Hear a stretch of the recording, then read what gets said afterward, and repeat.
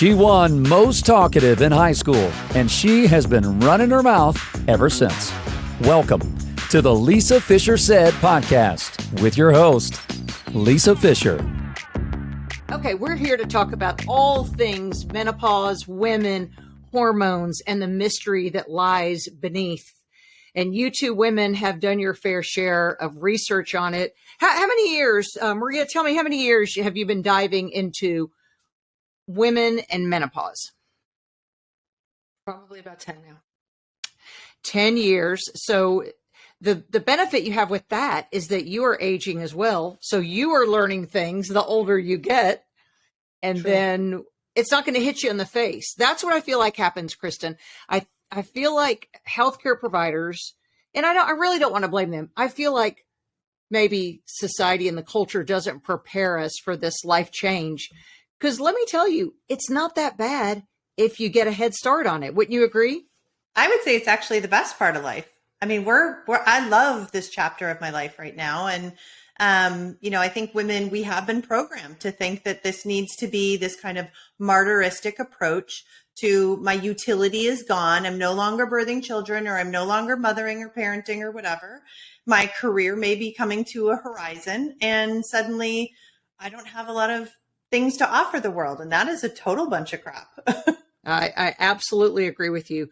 I feel like if you're in your best shape and you embrace it and do some of the tricks that I know you all, you're proponents of, then you can face it. I think who's hurt by it, Kristin, are women who maybe are not educated as to their choices, as to what those waning years of fertility, your cycle, perimenopause it's a little bit of a stumble unless you're equipped. What do you think the number one thing is every woman should do once she hits 40?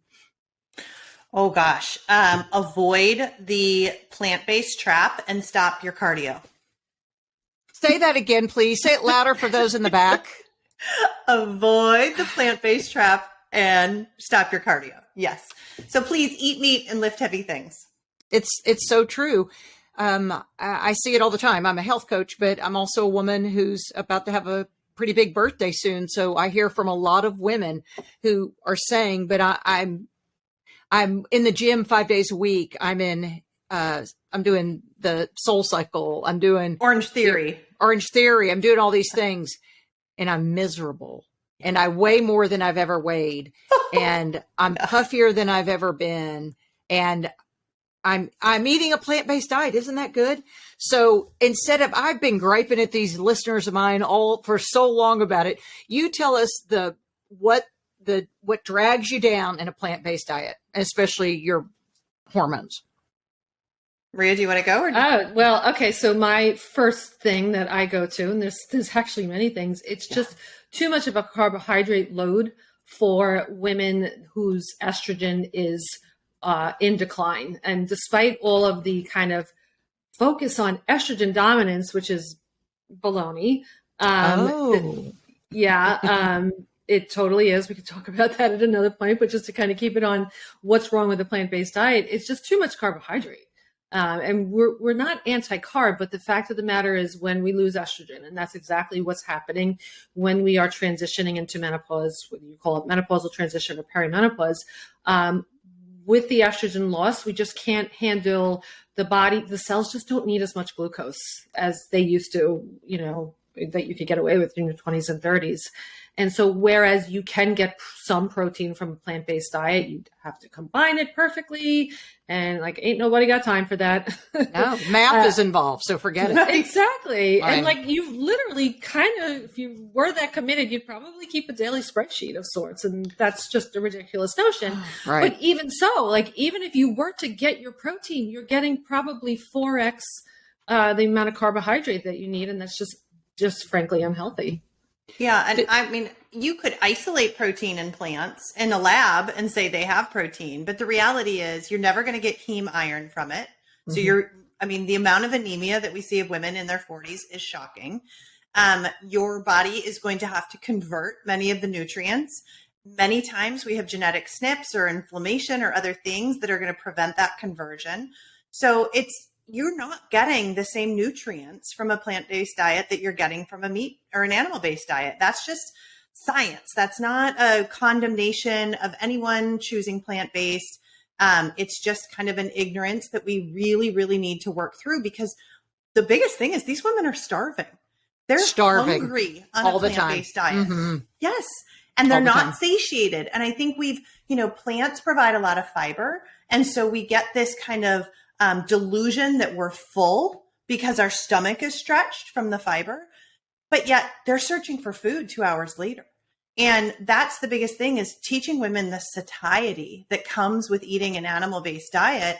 And, along with the nutrients, along with all the beneficial support vitamins, minerals, etc., they're kind of freed from food. I mean, Maria's a perfect example, because when she made a switch, she was like, I can go 5-6 hours. I'm not hangry. Not that you need to go 5 or 6 hours, but you can. And that's a huge kind of flag of your metabolic flexibility. Plant-based diets just don't give you that. I had a guest on once, Brian Sanders from Food Lies. Yeah. He is absolutely amazing. And he said it best when he said, it's a political movement, and political movements have loud symbols that make a lot of noise. But he said, if you look at it, because, there are people that looking at it morally, well, I don't want to hurt the earth. He said, well, farting cows are less offensive than what these fake foods are making, and the emissions from these plants, literally the manufacturing plant that makes your fake plant. And he said, plus, he said, then just the whole paradigm of we feel righteous when we say, oh, I'm just plant-based.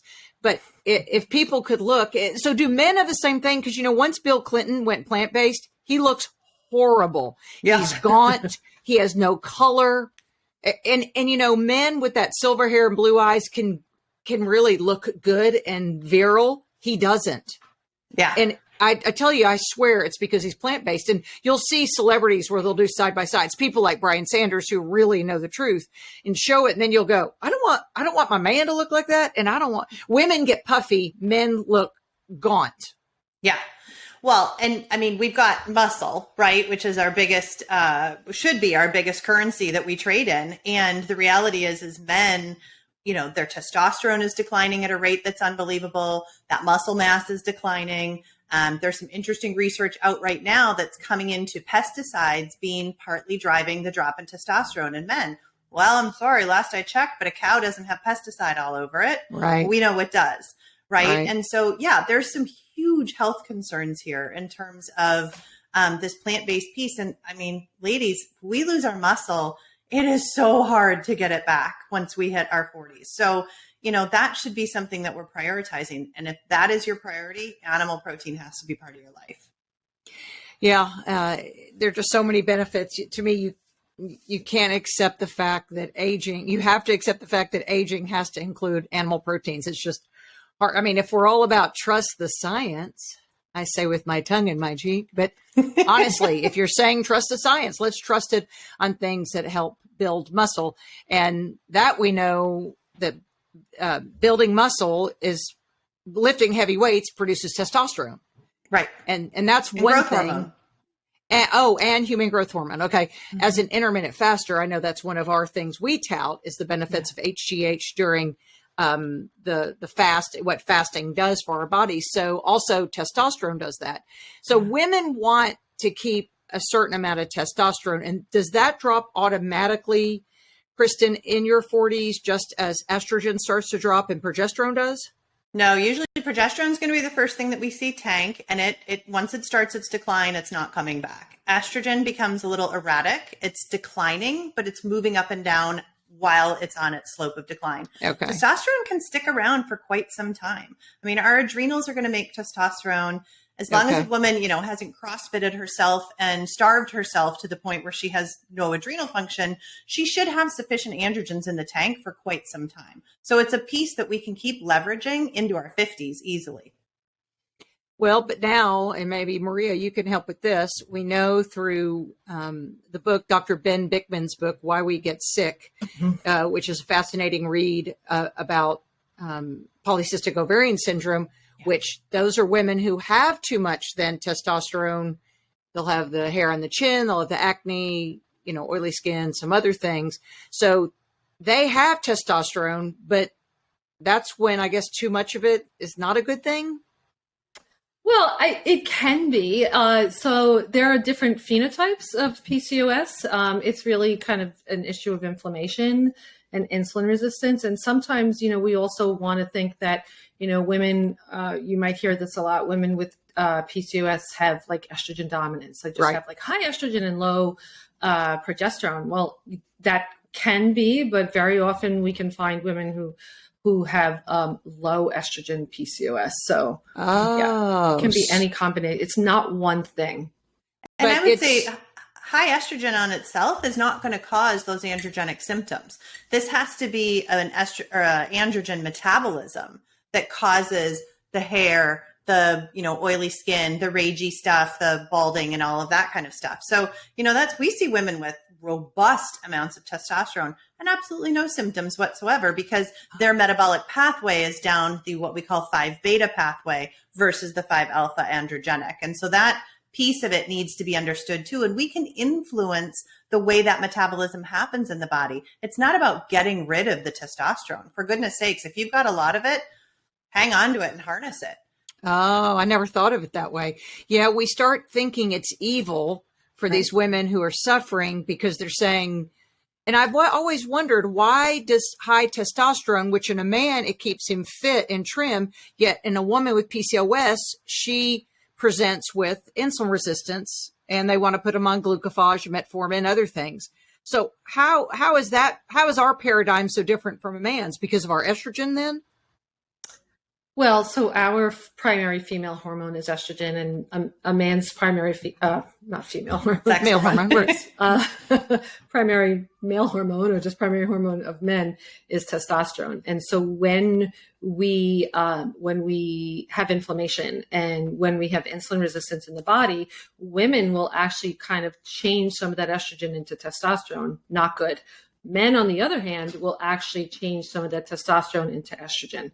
So we got to kind of stay in our hormone lane. Yeah, that's how we get the man boobs, right? The men get the man boobs and the women get the chin hair. It's really a very similar problem. It's just manifesting differently because the arrows of direction of conversion are swapped. Right. I see that William Davis, who wrote Wheat Belly, and he has a new book out, Super Gut or something. I have it over there. He's the first time I ever heard that when he said men who eat gluten, it in a man will characterize an estrogen, they'll produce estrogen, and that's the man with the man boobs. And I went, I didn't realize it's actually the same hormone we get.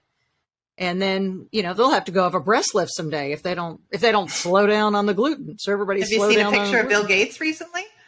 Okay. Now, is that not the funniest thing with the belly? Well, and Mr. Plant-based, right? And he's plant-based. Yeah, let's eat our alternative meats or food products, however we want to call it. I know. And plenty of processed grains. And, there's a reason why we have funny emoji jokes between a pregnant man belly and a, iPhone and Bill Gates memes. So. Right. Yeah. Elon Musk. I saw that conversation. Yeah. Very funny.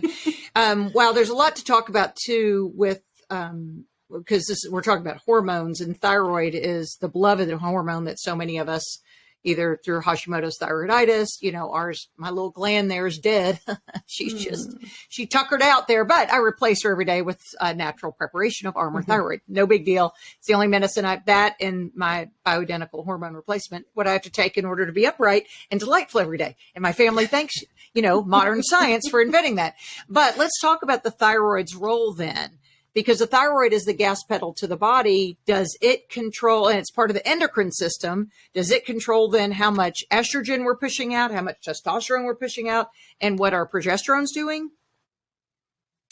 It controls progesterone when we actually so it helps with ovulation, right? Yeah. But it's the gas pedal for our sex hormones is going to be your ovaries. Right. Okay. For our women, it's a gonadal hormone, and that's it. But there is an important interplay with estrogen and thyroid.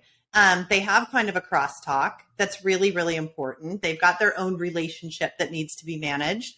And you might have seen it when you started HRT, is that when we sort of increase our estrogen levels in midlife and beyond, we end up with increase in binding proteins. And that means we're going to have fewer or less thyroid-free hormone available. And so many women on HRT will see this sort of sudden thyroid presentation that they either didn't have before or they were managing prior with their thyroid medicine. And suddenly they need to change things. And that's simply because estrogen increases these binding proteins. They kind of inadvertently mop up that free thyroid. And so your thyroid needs a little support.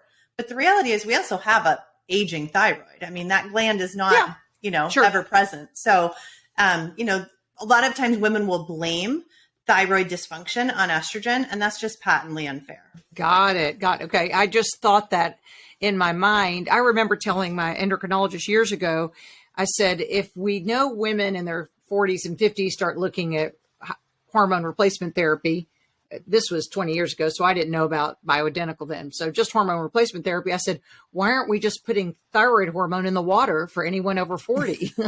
And he said, it's not, he kind of laughed, said, it's not a bad idea. Because he said, as women age, it all kind of peters out, and, to revitalize it. And obviously, like I said, it's kept me alive all these years and I'm delightful because of it. Okay. So I was diagnosed with thyroid disease about 20 years ago, my late 30s. And so I wasn't looking yet at bioidentical hormone replacement therapy. And all I knew about was that stuff made from horse urine that, I wouldn't take now. So when did we start talking about the bioidentical plan for people like me who love it? How long has that been around? So we had the fallout like in early, 2002 of the WHI? Yes. And I'm going to say probably maybe close to like 10 years after that is when BHRT really started to kind of come to the forefront.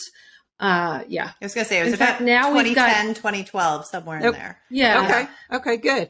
And for me, it's magical, but let's talk about, Kristin, tell people their options as they age. What are I would say there are two different options, but there may be more, meaning the bioidentical and the other stuff. There's a whole spectrum. And, this is something I would say, first of all, for women to hear that you don't have to wait till you're in menopause to consider any of these options. That's really important. A good point. Mm-hmm. Menopause is a man-made construct. It's just a definition we created in order to create this sort of gate. And for everyone, it means the same thing, which is 12 months without a cycle. That doesn't mean that you couldn't benefit from HRT prior to that magical finish line that you cross or gate that you pass through. And in fact, many of our mentors would say, it is imperative that you start it in perimenopause in order to preserve cognitive function and some of the other things that decline most rapidly during perimenopause. So that would be the first thing I'd say. But, as for the spectrum, we kind of start with the far end of you do nothing, right? You replace nothing. And then whoa. Let's stop there. Yeah. The woman who replaces nothing, does she know her family hates her? Lisa, there's some women who go through it and literally think, it didn't affect me. I had no symptoms. I didn't change whatsoever. There are women for whom that is their reality. Okay. Yep. So but that's irrelevant because they're going to wish they started it in 10 years later. Yeah. It's what they don't know is coming. But so then we kind of have this, what the WHI taught us was that MPA, synthetic progestins, are the worst thing we could do. So that would be kind of your next thing, which unfortunately we still see HRT in the context of birth control pills, right? We still have OBGYNs doing that. So that would be the next worst thing. And we'd almost say, don't replace if you're going to do birth control. And then we kind of get into the pellet realm, which we can have a discussion on pellets. And then we get into, a lot of FDA approved bioidentical hormones. So that's going to be things where the delivery vehicle or the delivery mechanism was patentable and approved by the FDA. So that's going to be the patch. There is oral Premarin, which is the horse urine. There are injections. And then we start getting into the bioidentical compounded formulations, which are often creams. And that's going to be your, transdermal is a patch as well, but you can get transdermal creams. You can get troches, which are like little lozenges. And, you can kind of go up this spectrum until you get to what the tippy top, as far as Maria and I are concerned, is a physiologic rhythmic dosing of compounded bioidentical creams. So that's, a more complicated sort of routine to follow, but that is going to most identically mimic the rhythm that we all enjoyed in our 20s, 30s, and maybe 40s. And how is that ascertained? Through blood serum testing, urine testing? The levels? Yeah, the levels, Yep. And then for the dosing. Yeah, I mean, blood serum testing is absolutely the gold standard. Doesn't matter if you're working with a naturopath or an MD or a PA or whomever, that should be the benchmark that they're using along with your symptoms. And this is a huge thing for me and Maria is we have, we won't name it, but a certain medical society that thinks they never need to test. You just talk to the woman and see what her symptoms are. Well, I don't know. Do you know when you're getting osteoporosis? Are you able to go to your doctor and say it, right? That your estrogen's so low, your bones are brittle. Right. So that's kind of a load of crap is relying only on women's symptoms because we normalize a lot. We live with things and we don't complain. Or they only test and never talk to the women, which again, not a good option because a woman can still be having a hot flash with an estradiol of 100. That means it's not enough for her. So, we need to be taking both, and providers they should be committed to monitoring that. They should be committed to, looking at you every quarter for the first couple of years and then every 6 months and, really getting you to this sort of place of homeostasis, which with whatever HRT regimen you choose. All right. Now, Maria, I know I'm having to think because some of those are new terms to me. Sure. And that's why we'll get into that. Maria, when we first started, so 20 years ago, is that when we were told that there was a high cancer risk for replacing estrogen and the other hormones? Yes, and that's still being promulgated today.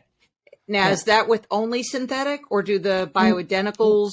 So are you asking what's true, what we believe to be, or are you asking what is being kind of talked about by MDs? Conventional. Well, they lie and they have a financial stake in things. So I can't be objective about that. I want to know what you have uncovered because you have a different stake. You really want people to feel better.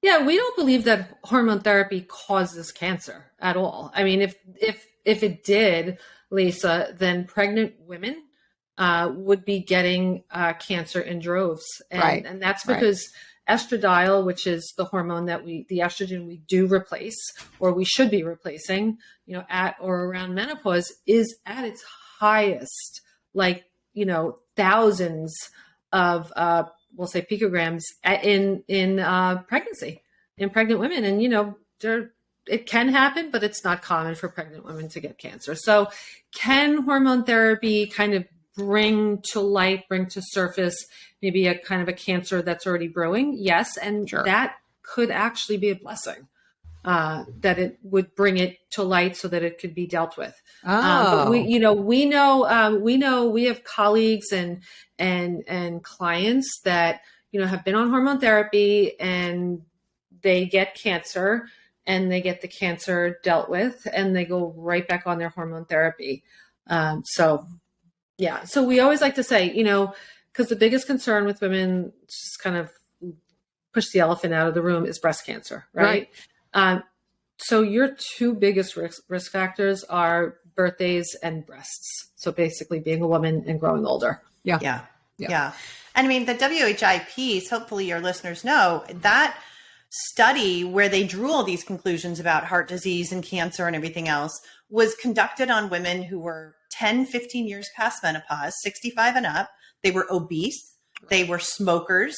They had type 2 diabetes. They were never pre-screened for cancer. Oh my gosh. And then they were given synthetic progestin. So, I mean, it was literally everything could possibly go wrong. And yet those conclusions and those sort of old wives' tales, generalizations about HRT as a body of treatment are still being taught in medical school today. So it doesn't matter if your doctor's a 60, 70-year-old dude or it's a nice 35-year-old female, they still believe the same thing. And that's what we're up against. I have two health coaching clients that I help them with their fasting regimen who anytime I talk to them, and one girl said, well, I'm waking up at 3 a.m. and I'm sweating. And I said, and she has the resources. She's in Dallas, Fort Worth. I said, no, have you not seen a naturopath or somebody to help you? She said, oh, my doctor told me 5 years ago after I had breast cancer, I could never take hormone replacement therapy. Well, y'all just shoot me. I mean, and I don't know the answer because, as I say, every time I meet with them, or I do in the very beginning, is my attorney wanted me to tell you, I'm not giving you medical advice. Right. I'm just trying to get you to live your best life through lowering your insulin and some other things. But that one kind of stumps me every time. I have another one whose sister had breast cancer, and she's 63 and she's sweating like a fool, at inopportune times. And it's the same thing. Well, my doctor told me because my sister had breast cancer that I could We hear never. it all the time. And I'm here to tell you, I have a family history of breast cancer that's quite strong. My mother was diagnosed with breast cancer 3 times, starting in her early 40s. She had it bilateral. And this is something that, to be perfectly honest, one of our mentors would say there's more evidence that a woman with deficient and deranged hormones is at higher risk for breast cancer than a woman with replete hormones. So, it was with eyes wide open, fully informed. Absent a BRCA diagnosis, right? Absent a genetic SNP in which you yourself has been diagnosed and determined to have, along with a family member in which that gene SNP has manifested in cancer. Anytime we hear women say cancer runs in my family, we just kind of have to politely nod our heads because that means nothing. And, cancer, if anything, generally in the body is an inflammatory condition that is frequently driven by obesity and blood sugar dysregulation. And what we want to say to these women is, guess what? Lifestyle choices run in the family too. So your biggest risk factor is to live your life the way your sibling or whomever got cancer did. But absent that true genetic SNP presentation, there is absolutely no reason for a woman to decline HRT unless she is actively treating an active cancer. Right. That's amazing. So a woman listening right now could be in her 60s, has never used it before. She could start. Yeah. It's a little trickier though. Okay. Yeah. She's outside of likely going to be outside of all the literature says there's a critical window hypothesis, a timing hypothesis. Okay. It's possible, but the problem is if she's got some plaques, estrogen can be a problem. So all right. That's why, Lisa, that's why we're so incredibly passionate about getting this information out now so that women can make that decision when they're in their perimenopausal and newly menopausal years. So yes, it's possible, but it's a little bit dicier.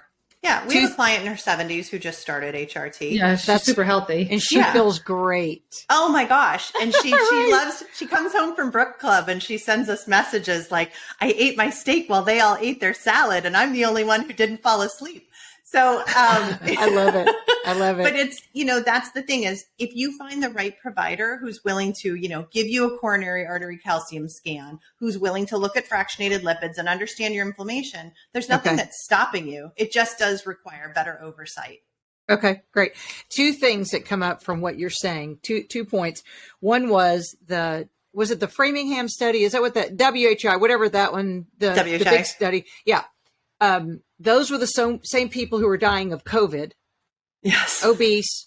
Yet we all had to suffer with the rules, right? And the standards, which I was saying the whole time, but I'm healthy. but it didn't matter because they make a blanket statement on all of us. We were all penalized because of this group of people. And number 2, the other thing I feel like, and I hate to be so frank here, but remember my Jersey girl shows up, and that is that it almost turns into virtue signaling of, I don't do hormone replacement therapy, as they're there with a mustache and a belly and they're sweating. Well, it's also a little bit, if I'll say, I think it's less nowadays, but I would say maybe 5 or 10 years ago, it was a little bit more of a feminist take. Gotcha. I'm totally. not going to do Totally. Yeah. I'm not going to, the patriarchal, white patriarchal society telling me, well, good. This is how I've said about COVID. I don't care what you do with your body and you don't mind me because I don't care. But as for me in my house, I'm going to feel my best. Yeah. And that's what replacement therapy has definitely done for me and my butt cheeks. But look at that demographic today. What is it, Maria? I think average 65 or 7-year-olds on 15 prescription medications or something crazy, right? So we always say to women who kind of push back with that, I'm going to age naturally. We're like, you're right. And it's the same finish line, death, right? Like at the end of the day, the prize is, 6 feet under. But really, you are making a trade. And the trade is to kind of lock in your metabolic health and protect your hormone sufficiency now, or accept Ambien, a statin, usually some Xanax, Fosamax, marriage counseling, you name it, a dry vagina, no sex until you're 90. I mean, so I get the whole I want to age naturally thing, but Maria and I we kind of giggle. We have a little bit different take on this, but when I go to the doctor and they ask me what my prescriptions are, or, am I taking any medications, with a perfectly clear conscience and straight face, I say no. Now, I am taking HRT. I take estrogen, progesterone, and testosterone every day, and I take thyroid hormone every day. But you're replacing. It's not a drug. You're replacing. Right. And if I were 30 and cycling at the moment, would I respond with, well, my ovaries are providing me these? I mean, no. Right. So, that's the thing. It's like natural. I feel like I'm doing it pretty darn naturally because I have no script that is putting something in my body that my body didn't make on its own. Right. Couldn't have. So I will say that so it's usually like the assistant or someone, right, taking your chart before the doctor comes in, or the dentist. And, they're usually like kind of middle-aged women that are unhealthy and have a lot of weight on. I'm just kind of painting a visual picture. No, and they'll ask like what medications you're on. And I'll say, estrogen, progesterone, thyroid. And they'll be a little flummoxed. Like, I kind of almost want to have a conversation. So that's why I say it. No, I think it's wonderful. And I remember, because I do push good health. And one day my husband heard me talking to a client. He was kind of like in and out. And I said that the only medicine I take is thyroid. And he's the one who said, but he goes, you're not taking a drug. And he said, because you're just taking something that your little gland died and you have to replace it. And I thought that's a good way to put it. So I think it's fun because I have to have the dreaded colonoscopy. I do have a rare swallowing disorder, so I have to have it. I mean, I guess everyone should, I guess. But when they called today and said, what? She goes, are you on an inhaler? Are you on glucophage? I mean, all these things. No. I go, you haven't seen me. I go, if you saw me, you would know because I don't have a risk factor. You know when somebody's overweight, they probably are on metformin, high blood pressure medicine, could be on a statin. But she doesn't know. She's just calling me on the phone. And so, then I have to tell everybody. Then when she says, you can't eat after midnight, I go, girl, I will eat for 2 days. I'm a faster. I mean, but again, that just makes people go, what? You haven't eaten since Saturday? And I go, no, and I haven't died. So that's another conversation. But it's, again, I do think intermittent fasting, along with my bioidentical hormone replacement therapy, I've never had a hot flash. And there's something about fasting that I know communicates with our hormones. It may be the extra human growth hormone and the other things. So I know I sympathize with women who are waking up sweating in the middle of the night. It just hadn't happened to me. I will tell you my first symptom, though, in my 40s, I had to get up at 3:45 anyway, because I was on the radio and, you have to be there early for that morning show. But I would wake up right at 3:00. And I remember my husband having no sympathy, going, you're going to get up at 3:45 anyway. It's not a big deal. And I went, those last 45 minutes are a huge deal. Yeah. And so I found a healthcare provider who agreed with me, and he hasn't said that since. And that's how he's lived to this day. But is that progesterone dip the first thing we see kind of in 40s, do you think? Or maybe earlier? And it's not a dip. It's a decline. It just starts dropping. Estrogen does its dipping, kind of up and down, down. But progesterone is going to be the first thing. And a lot of women don't understand that because they think since they're still cycling that they must have adequate progesterone. But the reality is many women from 43, 44 on, the odds of your cycles being ovulatory cycles are pretty slim. I would say I was about 43 that just all of a sudden this crazy thing. I mean, wide awake. So that's kind of, let's say, the first symptom. I'm just telling people so they're listening, because that's another thing I get a little pushback for if I do a health coaching group is, well, my doctor told me because I'm still cycling. So no, you can have you can menstruate without ovulating. So. Oh, that's true. That's true. Yeah, that's a good way to look at that. Yeah. And without the ovulation, we're not making adequate progesterone. Okay. So progesterone, I guess I'll take till I guess I'll do all this till I die, right? We are. We're planning on it. Yeah. Because I want to sleep through the night and other things. I tell You'll you, be happy. Yeah, that's right. My mood is great. One other symptom that I've had recently, and I looked it up because, that's what Dr. Google's for. But I was like, what is it was called like nocturnal urination. It was when you have this low estrogen. Y'all, you get up every 2 hours to pee. And yes. I mean pee, not like, oh, I think I have to pee. You get up, even I've cut off liquids at 6 and 7 p.m. And it has something to do with estrogen. Explain that magic to me. So estrogen impacts our vasopressin, which is an antidiuretic hormone. And, the reality is we all wake up, even if we slept through the night, we wake up with a very full bladder, right? Yes. Mm-hmm. The difference is that when ADH or vasopressin is off, we don't get that signaling that we don't need to empty right now. And so any bit kind of gathering in the bladder wakes us up because that hormone shift says, alert, it's time to go empty. And that's part of what's happening. And so, with women, sometimes we have to kind of splice out, are you waking up and then going pee? Or are you waking up because you have to go pee? Right. And that can help us understand, like, is this a dip in progesterone? Is this a spike in cortisol? Or is this low estrogen? Right. Because if you're, definitely peeing all the time, it's likely going to be this imbalance with the ADH and vasopressin that, really is triggering that needing to urinate at night. Yeah. And during the day, I noticed too, when my estrogen was low, my urgency to urinate was much greater during the day as well. So there definitely that combination. That's it. Some people have said, well, I think my cortisol's off. That's why I'm waking up in the middle of the night or at 3 a.m., which I always err on the side of caution and go, I heard a doctor once say a 3 p.m. and 3 a.m. dip is hormonal. If at 3 p.m. you want to take this nap, at 3 a.m. you want to wake up, it's likely hormonal. So I know cortisol is a hormone, but I always assume that it's estrogen. So let's talk, that's estrogen. What are some other low estrogen? Because mine's been replaced, but I missed my pellet for a few months. And you know what I was thinking? I'm good. I can do this. I'm fine. And then my healthcare provider is a nurse practitioner. And she said, let's just keep you on because I do the pellets every 3 months. Let's just do that. So you don't come in kind of going, okay, I've had some really crappy night's sleep because I'm peeing so much. So now I'm on the calendar.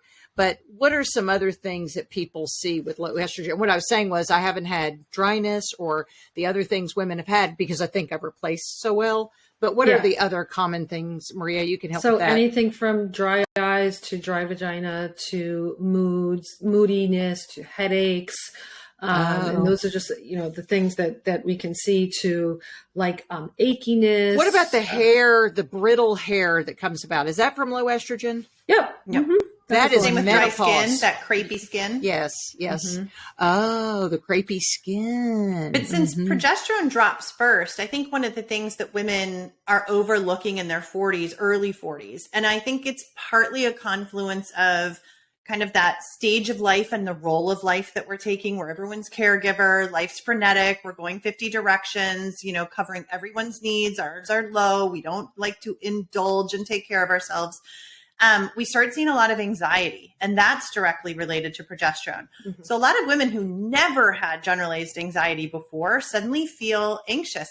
That's not something you easily discuss at the bus stop with your girlfriends because it's somewhat embarrassing. You're a little confused as to what is happening to me right now, right? So anxiety, the lack of sleep, the anxiety, the shifting cycles, the headaches can be both the progesterone and the estrogen. But that foggy brain too, that's another thing. I mean, I used to joke that I needed to make lists in order to remind me where my other lists were of what to do, right? Yes, I get it. I totally get it. And that's the progesterone spike or decline. So, that piece of it, a lot of women, you just kind of, we've normalized it, right? We kind of joke about it. We think it's no big deal. We're having a glass of wine because that helps with the anxiety. That's what I was doing. I was Yeah. drinking red wine because I thought it would calm me down. It didn't help at all. No, no. It probably made it worse because then I couldn't sleep when I went to bed. Then I woke up an hour later. So, and it's probably screwing up your estrogen too. So it's, you've got all that stuff happening. And then you have this estrogen, which is doing this. And like Maria said, then all of a sudden you start aching and you're like, oh my God, I feel so old. The belly pooch is going to be the next thing that comes. And that's when, what do women do? They go plant-based. They start doing calories in, calories out. They start exercising. And it just be, and you know, what women need to understand is at this moment, your ovaries are naturally going to sleep. That's what they're supposed to do. Their time is up, but they're handing the baton to your adrenals. And so if your adrenals are completely flat out because you have been over exercising, slamming wine at night to get through, you know, not taking care of yourself, it's a really bad brick wall that you're about to hit. what is your opinion on after a woman's had a hysterectomy, which I always tell people, keep your parts. And someone fussed at me the other day and said, quit telling people to keep their parts because she had to get rid of her cervix or uterus. Sorry, her uterus. Okay. I take it back for that one girl listening, but the rest of you try to keep your parts, I guess I want to say. But for the girls that do have to get rid of their parts, they said their doctors are telling them they don't need, the ovaries are taken, that they don't need progesterone. True or false? No, progesterone has beneficial effects elsewhere in the body. It's again, it's a very reductionistic thing in conventional medicine to think that, you know, your uterus is gone. We know that estrogen alone will absolutely proliferate, you know, that cell growth at the uterine lining. And so with that gone, they don't think, well, progesterone has effects with sleep. I mean, if I can just give one reason, it's helpful for sleep for so many women. It's helpful for breasts. It just GABA. It's that GABA, right? Yeah. There's so many reasons. Yeah. So no. You need your progesterone, regardless if you have your parts or not. So if you don't have your parts, then you really aren't making progesterone. They really will see that. I mean, even if you have your parts, you're not, once you're menopausal, you're not making progesterone at all. Yeah. But we see, Lisa, too, some women will get a hysterectomy and they'll keep their ovaries, right? So maybe they had a hysterectomy because they had fibroids in their late 30s and they get a hysterectomy in their early 40s. They keep their ovaries. They don't know when they're going to stop bleeding, right? Because now they have no uterus. But their doctor will say, you still have your ovaries, you're fine, you don't need hormones. And that is another huge disservice to women because it's been shown that when we remove those parts, there is an alteration of the blood supply to the ovaries. They are going to start to take a hit and their function declines a little bit more rapidly than if you left everything in there. So women who have their uterus removed but still keep their ovaries, they too still need to be thinking about HRT. Well, they're kind of still cycling, aren't they? Even though there's nothing to shed the lining from, there's still a hormonal pathway. Hormones, yeah. Yep. But it's we really think that it slows down. And I will tell you that I had my tubes tied when I was 30. And I am convinced that I was menopausal at 47 because of that operation. And that was just a tubal ligation. So in a tubal ligation, do you still drop the egg and it doesn't go anywhere? Right. Okay. It gets reabsorbed by the body. Okay. Yeah. So you're still producing then the hormones. Yeah. Okay. It's had nothing to do with my reproductive parts, so to speak. I'm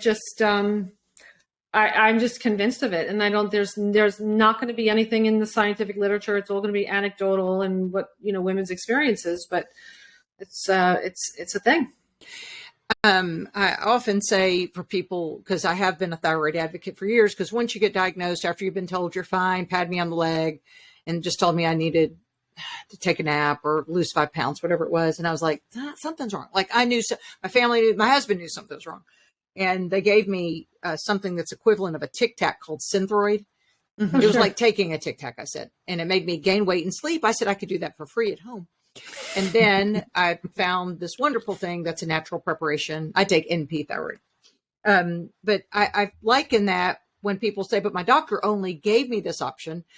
And I said, well, I'll tell you, Armour Thyroid doesn't have a drug rep, so no one wins a trip to Cabo if they're writing Armour. They really, and not to say there's a kickback, but did somebody get a kickback? You know, I mean, there isn't it. They incentivize healthcare providers. We know that. We've seen it. I mean, we know that. But it's the same thing with the synthetic hormones for women. It makes me so angry when patients will tell me, or my clients will tell me, well, they didn't tell me about bioidentical hormone replacement. How do they have that conversation then with someone who isn't a provider of an alternative way?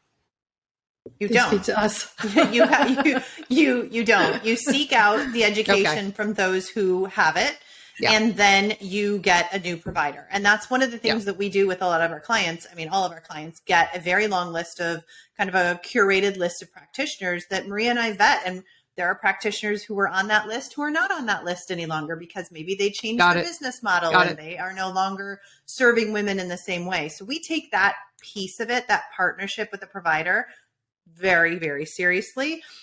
We interview these providers extensively. We do background kind of have stuff. some ongoing contact with them too. Good. And we use them ourselves. Good. You know, that's another thing. So great. I tell you what is so fascinating is your social media is so good, so informative. And you absolutely knocked me over a month or two ago and I sent it to my nurse practitioner and said, I'm giving up alcohol. She said, why? And I said, because of is it the estrone? There was like some words that I wasn't even familiar with. And she agreed. It creates more estrone. And, okay. So you don't need alcohol to do that. Your body will do it on its own. So you said if you're doing any type of, was it any type of hormone replacement therapy or just bioidentical at that point? Any type of hormone. You said you need to step away from the wine bottle, step away quite from. Frankly, even women who aren't doing HRT, alcohol is going to just create more estrone. So why don't you explain the difference between estrogen and estradiol? Yeah. So why we love estradiol for HRT and not estrone and not estriol, which by the way, a lot of women will use a combination of estradiol and estriol, and that's called biased. We love estradiol because estradiol equally signals the alpha receptor and the beta receptor. Okay. And so we have this sort of controlled growth. We have growth control. That's what estradiol does in signaling those two main receptors. Estrone signals primarily the alpha receptor. So you have more kind of potential for growth and less potential for control. And estriol signals mostly the beta receptor, which again, you have, I mean, this is super overly simplistic, but just for kind of podcast purposes, I think it's appropriate. You have, a lot of control and maybe not enough stimulation of what needs to be stimulated. Yeah. Right? So. Got it. Have we defined what estrogen dominance is? Because how do we have low estrogen and we call it an estrogen's dominant? Explain that math to me. Oof, we could do a whole podcast. Yeah, we actually just today said we need to get rid of the term estrogen dominance, to be perfectly honest. Why? It's misleading? It's misleading, it's extremely. Yeah, yes. I think that historically and still in most conventional circles, it is thought of as an overproduction of estrogen. You have high estrogen, right? That makes sense. The term dominance just kind of conjures that image up. In women in midlife and perimenopause and postmenopausal, that is not your problem. You do not have excess estrogen. Where it gets kind of confusing for midlife women is that we talked about the progesterone's on this constant decline.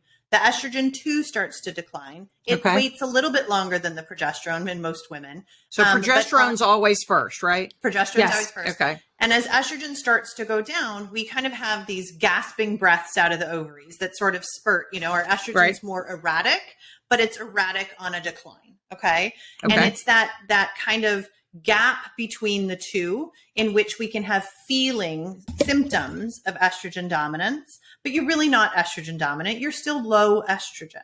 Okay. So that's why we don't love the term. There's also a possibility that a woman is low estrogen, but because she's not pooping, she's got bad gut health and everything else, she's getting sort of a double exposure to estrogen at the tissue level because she's recirculating it. That can make her feel estrogen dominant in that traditional term of excess estrogen, when in reality, she has very low estrogen. She just has very poor metabolism, detox, and methylation. So that's why that estrogen dominance term does nothing to help women understand what is happening, let alone a provider to understand how to address it. Yeah, and it actually misleads them into thinking that they need to actually get rid of whatever estrogen they have, which is is usually a very bad idea. Yeah, doctors will put women on DIM, which is a very popular supplement that helps shuttle estrogen out of the body. And that is the worst possible thing you could do for most midlife women. Ooh.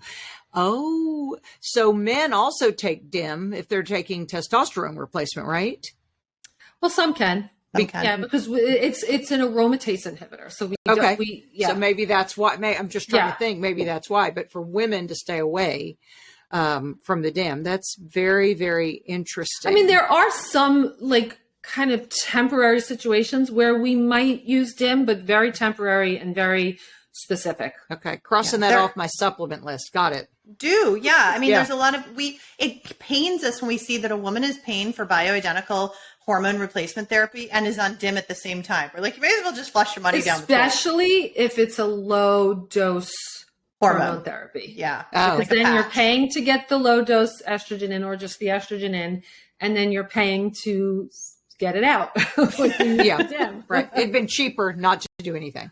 Yeah, exactly. Stay home. Just stay home. Now, so I tried testosterone replacement, but I had teenage boy acne and oily skin, and I did try. I mean, she even cut it in half and half. You're making it into 5-alpha dihydrotestosterone. And how could I have prevented that? Well, so there are certain supplements, and I'm assuming you are, because that is most often the case. Okay. Right. So we'll see that on the Dutch urine test, that woman's doing that.